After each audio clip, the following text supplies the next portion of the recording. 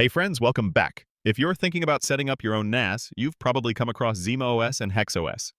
Both sound promising, but they're built for very different users.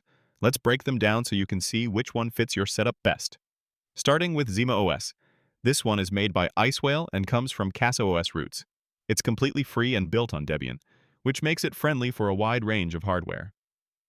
The interface is clean and simple, and you can spin up Docker apps with just one click. It also has built-in RAID support and something called Zima Cloud, so you can share files securely across devices. For hobbyists and home lab fans, it's a fun, lightweight option. Just keep in mind, it's still evolving, so advanced features are a bit limited. On the other side is HexOS. Unlike ZimaOS, this is a paid solution with a $299 lifetime license.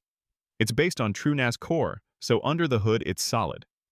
The big appeal here is automation. Things like storage pool creation are handled for you. It also has a slick management dashboard called Command Deck that makes remote access painless. HexOS is aimed at people who don't want to tinker. They just want their NAS to work with minimal effort. But since it's still in beta, the app ecosystem is smaller and some features are still catching up. So, how do they compare?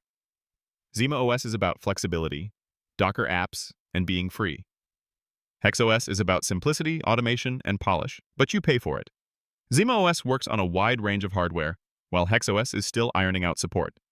Which should you choose? Go with ZimaOS if you're a budget-conscious tinkerer or someone who enjoys customizing their setup.